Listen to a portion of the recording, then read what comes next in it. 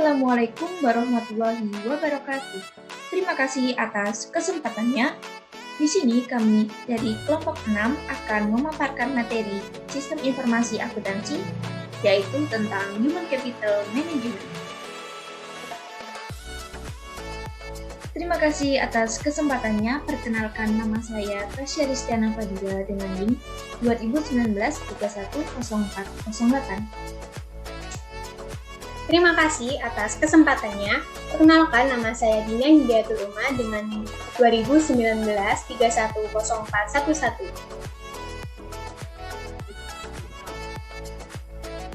Terima kasih atas kesempatannya. Perkenalkan, nama saya Farah Hikmah Nur Safana dengan NIM 2019-310413.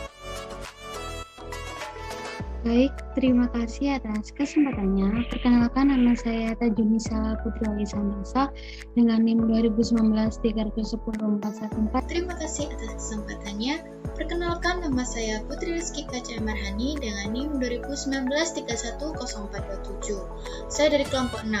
Di sini untuk materi yang pertama akan dijelaskan oleh rekan saya.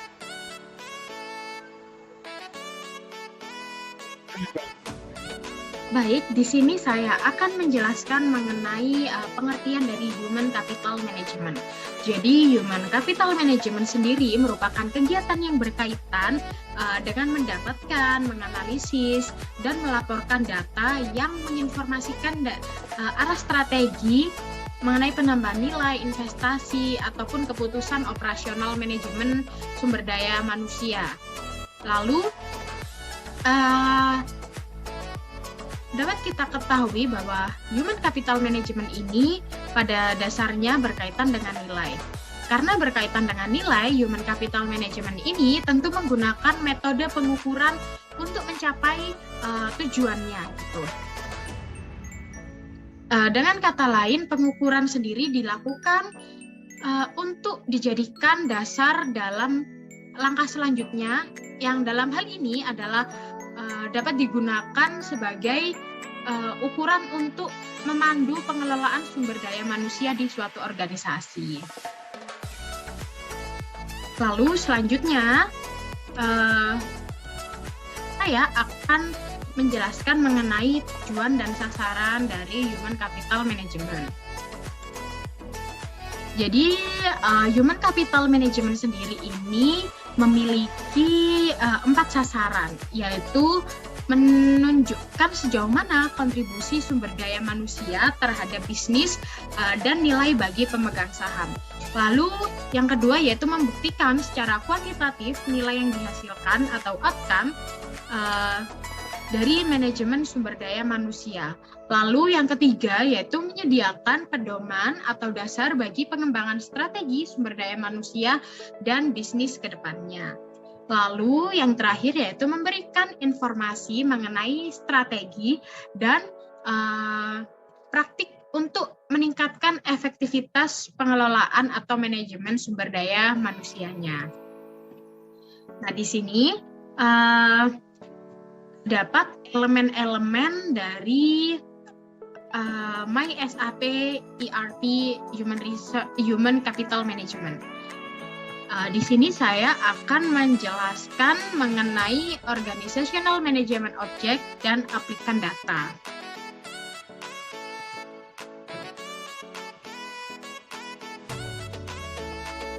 Oke, jadi di sini ada yang namanya Organizational Management Object atau the Organizational Plan. Nah, Organizational Plan atau manajemen organisasi ini biasanya dapat digunakan untuk memetakan struktur organisasi dan yang akhirnya pelaporan dapat dikerjakan secara cepat dan efektif. Contohnya pada gambar ini merupakan struktur organisasi. Nah, jadi di dalam organizational management ini ada yang namanya organizational unit atau unit organisasi. Nah, unit organisasi ini menggambarkan berbagai unit bisnis dalam suatu organisasi. Terdapat beberapa unit organisasi yang saling berhubungan dan akhirnya membentuk struktur organisasi. Seperti contoh di atas ini, unit organisasi ini dapat dibagi menurut kriteria fungsional ataupun regional. Contohnya yaitu organisasi bagian human research dan finance. Lalu ada yang namanya job. Job sendiri merupakan deskripsi atau template yang berlaku untuk posisi pekerjaan-pekerjaan tertentu. Job ini biasanya berisikan persyaratan, tugas-tugas dari pekerjaan itu, ataupun karakteristik dari suatu pekerjaan. Lalu ada position atau posisi atau biasa disebut jabatan. Jabatan sendiri merupakan unit organisasi terkecil dari suatu struktur organisasi gitu. Biasanya jabatan itu mewakili distribusi tugas gitu yang ditempati oleh karyawan-karyawan atau orang. Lalu di sini contoh dari jabatan ada yang namanya kreditor ataupun audit seperti itu. Lalu ada person atau orang atau karyawan gitu. Jadi suatu posisi atau jabatan di organisasi itu pasti ditempati oleh seseorang ataupun oleh karyawan. Nah, semua data karyawan ini disimpan oleh personil manajemen dan karyawan atau orang akan menempati suatu posisi atau jabatan tertentu dan akhirnya menerima job atau tugas sesuai dengan jabatan yang diberikan. Nah, biasanya menentukan karyawan itu dilakukan melalui proses rekrutmen. Nah, ini ada kita akan membahas mengenai rekrutmen atau elemen applicant data. Jadi, komponen-komponen dari rekrutmen ini dapat digunakan untuk melakukan seluruh proses rekrutmen, mulai dari memasukkan aplikan data atau data pelamar hingga mempekerjakan atau menerima pelamar tersebut. Nah, ada seperti di gambar ini ada langkah-langkah dalam proses rekrutmen ini. Yang pertama, pastinya sebelum suatu perusahaan membuka rekrutmen ada suatu kekosongan di suatu posisi. Nah, lalu akhirnya ada job advertisement, yaitu perusahaan akan mempublikasikan kekosongan posisi tersebut. Biasanya dapat membuka lowongan pekerja dengan membuka lowongan pekerjaan lalu mengiklankan lowongan pekerjaan tersebut. Lalu ada aplikan. Jadi para pelamar itu menyiapkan data-datanya. Lalu data pelamar tersebut akan dimasukkan ke sistem. Biasanya data tersebut berisi nama, alamat, lalu kualifikasi dari pelamar dan sebagainya. Lalu ada yang namanya proses seleksi dan ada proses seleksi atau profile match up, sehingga nanti akan berpuncak pada pengambilan keputusan. Setelah pengambilan keputusan, maka perusahaan akan membuat kontrak kerja dan dikirim pada pelamar yang dinyatakan lolos dalam proses rekrutmen. Setelah membuat kontrak untuk pelamar, lalu pelamar tersebut bisa dinyatakan sebagai karyawan perusahaan tersebut. Untuk materi selanjutnya akan diterangkan oleh rekan saya.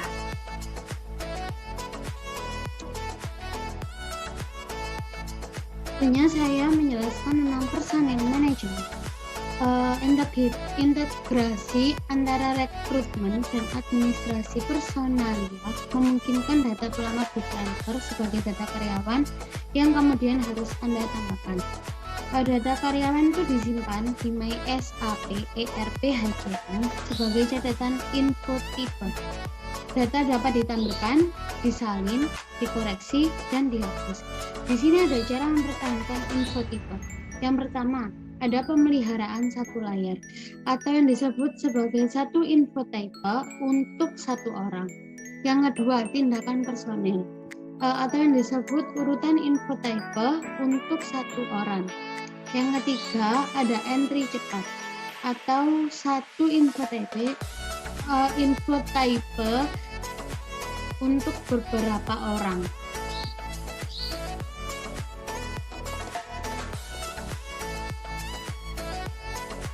Selanjutnya saya menjelaskan tentang personal development.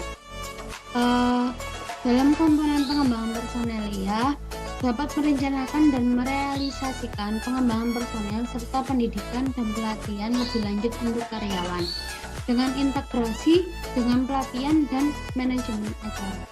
Di sini ada contoh pengembangan personelia, itu yang pertama ada person, lalu administrator, lalu target aktual, profisiensi, manajemen capabilities required, lalu training course, lalu head of department position.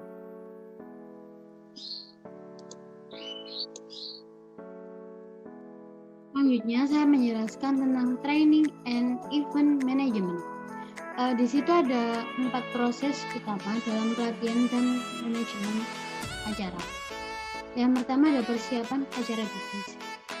Di persiapan acara bisnis itu mencakup semua data yang Anda perlukan saat membuat katalog acara bisnis, seperti lokasi tempat kursus pelatihan diadakan. Yang kedua ada acara bisnis, itu katalog kemudian diatur, yaitu tanggal untuk acara direncanakan dan dibuat dalam sistem. Yang ketiga ada kegiatan sehari-hari, ada pemesanan ulang atau pembatalan acara bisnis untuk peserta internal dan eksternal dapat dilakukan. Yang kegiatan berulang itu sama kaitannya dengan kegiatan sehari-hari, seperti pemesanan dan pemesanan ulang. Terima kasih presentasi dari saya. Selebihnya mohon maaf. Wassalamualaikum warahmatullahi wabarakatuh. Baik, di sini saya akan menjelaskan elemen ke-6 dari elemen MySAP. Nah, di sini ada yang ke-6 yaitu elemen time management atau manajemen waktu. Nah, komponen manajemen waktu di sini mendukung suatu karyawan dalam semua proses yang berkaitan dengan perencanaan, pencatatan, dan penilaian waktu kehadiran dan ketidakhadiran karyawan. Nah, informasi mengenai ketersediaan karyawan dan pekerjaan yang dilakukan oleh mereka merupakan suatu elemen penting dalam sumber daya manusia. Nah, manajemen waktu di sini juga menawarkan opsi fleksibel untuk menampilkan dan merekam data. Untuk yang elemen selanjutnya yaitu appraisals atau disebut juga dengan penilaian. Di sini penilaian adalah salah satu fungsi penilaian dalam pengembangan personalia yang mendukung karyawan dengan proses penilaian yang fleksibel, yang dapat digunakan untuk melakukan penilaian standar dengan tingkat objektivitas yang tertinggi. Selanjutnya ada payroll. Di sini payroll atau sering disebut juga dengan daftar gaji. Nah, secara umum penggajian yang berkaitan dengan menghitung remunerasi setiap karyawan untuk pekerjaan yang telah dia lakukan.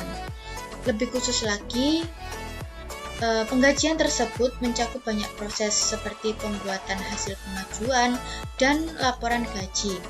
Kemudian ada transfer bank dan pembayaran dengan cek.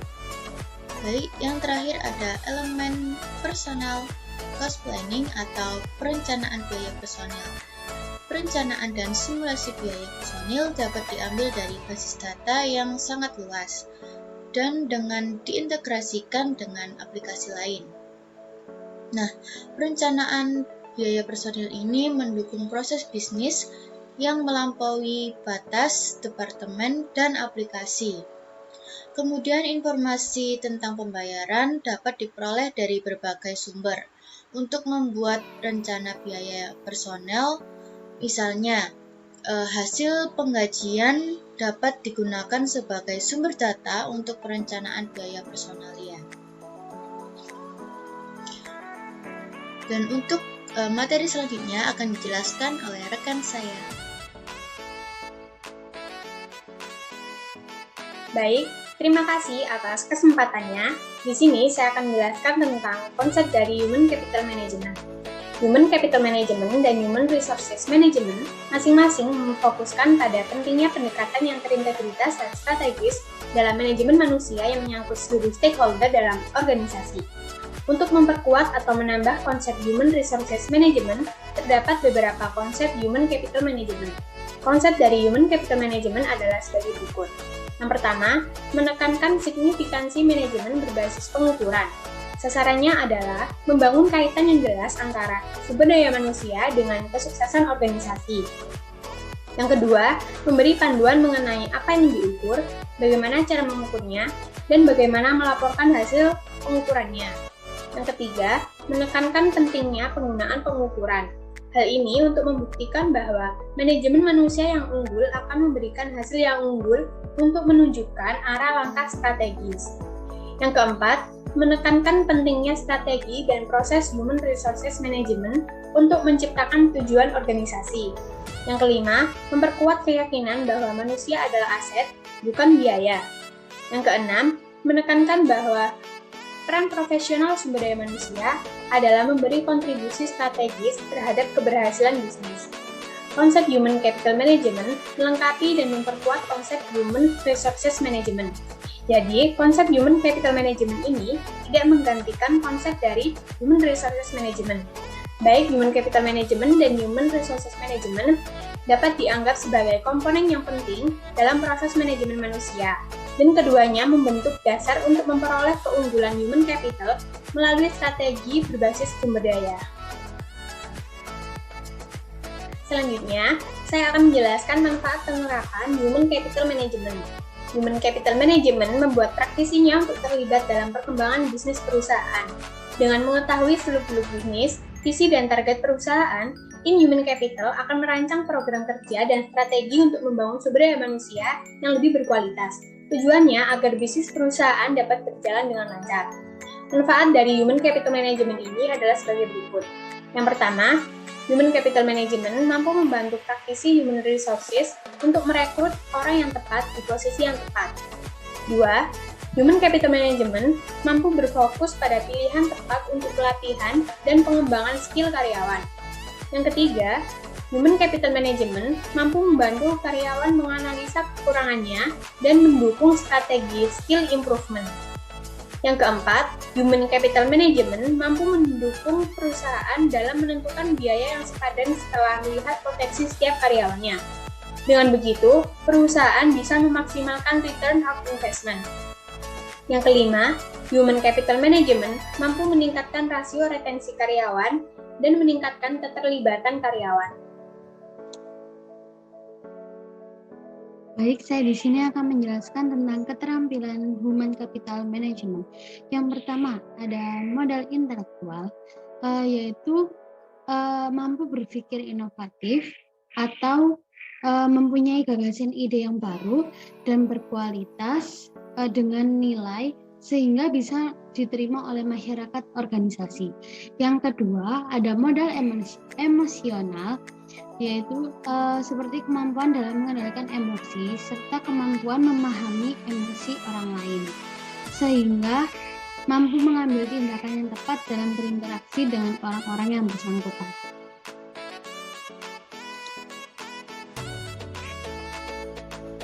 Yang ketiga, ada modal ketabahan, yaitu ketika harus berhadapan dengan situasi sulit, maka dengan ketabahan atau ketenangan bisa menemukan solusi terbaik yang bermanfaat bagi organisasi. Yang keempat, ada modal sosial, yaitu kemampuan sosial penting untuk dimiliki agar dapat menghargai perbedaan dalam lingkungan bermasyarakat dan berorganisasi. Yang kelima ada modal moral, yaitu kemampuan seseorang mengintegrasi nilai-nilai moral dalam bertanggung jawab, berperilaku, dan memiliki sikap peduli antar sesama. Yang keenam ada modal kesehatan, yaitu modal kesehatan dapat mendukung sumber daya manusia dalam perusahaan agar bisa berpikir dengan kreatif, produktif, efisien, inovatif, dan solutif. Baik, di sini saya akan menjelaskan beberapa strategi dalam melaksanakan Human Capital Management, yaitu antara lain yang pertama ada menetapkan visi yang terarah. Nah, di sini strategi ini dibentuk untuk memahami beberapa kendala anggaran, kemudian visi perusahaan, kemudian persyaratan dan harapan pada para stakeholders, kemudian kebutuhan tenaga kerja yang saat ini untuk mencapai arah yang strategis dan jelas. Kemudian yang kedua ada tujuan jelas dari human capital, yaitu tujuannya seperti yang pertama ada memprioritaskan pelatihan dan pengembangan kepada karyawan. Jadi di sini karyawan yang memiliki potensi itu dilatih dan memberikan kesempatan kepada mereka untuk mengembangkan bakat yang mereka miliki. Kemudian yang kedua yaitu pengembangan induction program. Di sini induction program adalah sebuah program yang terintegrasi yang dirancang untuk karyawan baru. Kemudian yang ketiga yaitu mengembangkan keterampilan tenaga kerja sesuai dengan spesifikasi dan standar. Nah, untuk yang terakhir yaitu ada mempertahankan karyawan yang bekerja keras dan berdedikasi. Dan untuk strategi yang ketiga yaitu kebijakan untuk mencapai sasaran yang telah ditetapkan. Nah, di sini ada beberapa kebijakan yang bisa kita ambil. Yang pertama ada kebijakan untuk delegasikan tanggung jawab kepada karyawan sesuai dengan keterampilan, kualifikasi pendidikan, kemudian keahlian, dan bidang minat mereka. Nah, untuk yang kedua yaitu kebijakan menetapkan pemimpin tim yang berkompeten. Dan yang ketiga yaitu ada kebijakan manajer atau pemimpin tim harus mengambil umpan balik yang tepat dari anggota tim lain untuk memantau kinerja mereka itu seperti apa. Yang keempat ada rencana implementasi yang sempurna. Di sini rencana ini mencakup tindakan dan langkah seperti pengalokasian sumber daya yang dapat dipertanggungjawabkan. Kemudian penetapan tanggal waktu untuk mengimplementasikan rencana human capital. Kemudian yang terakhir yaitu pengalokasian anggaran. Nah, untuk strategi yang kelima yaitu yang terakhir, sistem yang akuntabilitas. Di sini sistem yang akuntabilitas itu dimaksudkan untuk melibatkan pengukuran keberhasilan dan kegagalan rencana yang diimplementasikan, serta membantu untuk menganalisis celah dalam rencana dan cara-cara untuk memperbaikinya. Baik, sekian penjelasan dari saya. Selanjutnya dijelaskan oleh rekan saya.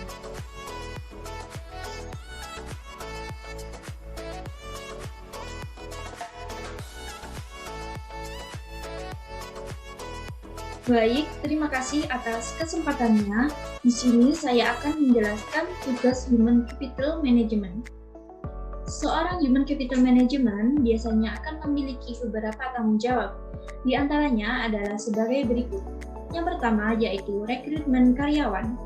Rekrutmen karyawan yang dimaksud ialah proses rekrutmen mulai dari membuat dan memasang iklan lowongan di job listing atau portal, lalu melakukan review kandidat yang sesuai dengan kriteria. Kemudian interview melalui media komunikasi, melakukan wawancara karyawan, sampai penandatanganan kontrak kerja. Kemudian yang kedua yaitu menyusun dan memberikan job description. Setelah melalui proses rekrutmen karyawan, maka tugas selanjutnya yaitu menentukan job description karyawan baru dalam sistem organisasi yang telah ditentukan sesuai dengan informasi dalam tahap rekrutmen. Pada bagian ini juga merupakan tugas dari seorang Human Capital Management. Tujuannya supaya karyawan baru semakin memahami tugas mereka sesuai posisinya di perusahaan tersebut. Kemudian yang ketiga yaitu mengukur beban kerja karyawan. Ketika perusahaan sedang berada pada tahap berkembang dan pekerjaan mulai banyak, maka tugas Human Capital yaitu melakukan mengevaluasi dan menentukan apakah perusahaan tersebut harus merekrut karyawan baru atau menambah kebijakan overtime atau lembur pada karyawannya. Yang keempat yaitu memvalidasi data karyawan. Kegiatan yang dilakukan dalam memenuhi tugas ini yaitu menyiapkan serta memvalidasi data-data karyawan seperti klaim jaminan sosial, formulir gaji karyawan, permohonan cuti, dan masih banyak data-data yang lainnya. Di sini, Human Capital Management harus mengecek serta melakukan validasi untuk memastikan tidak ada kesalahan. Yang kelima yaitu menghitung penyusutan peralatan dan perlengkapan kerja karyawan. Setiap karyawan memiliki peralatan dan perlengkapan yang akan mengalami akumulasi penyusutan atau biasa yang disebut dengan depresiasi setiap tahunnya. Sudah menjadi tanggung jawab seorang Human Capital untuk menangani tugas ini. Kemudian yang keenam yaitu mengurus gaji karyawan. Gaji adalah sebuah upah dan bentuk apresiasi dari perusahaan kepada setiap karyawan atas kerja kerasnya. Oleh sebab itu, Human Capital Management harus memastikan setiap karyawan itu rutin mendapatkan gaji yang layak sesuai kerjanya. Jika jumlah karyawannya sangat banyak, diperlukan Human Capital Management System yang pas untuk meminimalisir kesalahan dalam memberikan gaji. Sistem penggajian karyawan akan mempengaruhi motivasi kerja dan produktivitas karyawan, yang akhirnya akan menentukan keberhasilan organisasi. Oleh karena itu, Human Capital Management harus mampu mencari kebijakan yang efektif dan efisien mengenai sistem penggajian karyawan. Software payroll yang ada akan mempermudah Anda untuk melakukan penggajian pada perusahaan Anda. Ada banyak software payroll yang bisa digunakan dan memiliki fitur yang akan meningkatkan kinerja tim Human Capital Management. Kemudian yang terakhir yaitu penggunaan teknologi. Banyak sekali data dan informasi serta laporan yang harus Anda cetak. Hal ini dapat Anda kurangi dengan menggunakan teknologi terkini yang relevan dengan kegiatan Human Capital Management supaya kegiatan tersebut dapat dilakukan lebih efisien. Kemudian yang terakhir yaitu kesimpulan. Human Capital atau modal manusia adalah pemberian nilai kompetensi dan pengetahuan perusahaan terhadap sumber daya manusianya.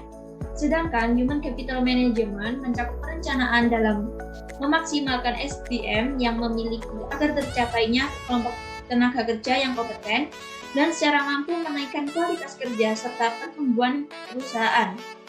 Memastikan apa tujuan perusahaan dan menyelaraskannya dengan program pengembangan karyawan bisa menjadi salah satu kunci dari keberhasilan penerapan Human Capital. Proses rekrutmen juga akan menjadi turning point dalam melaksanakan Human Capital Management.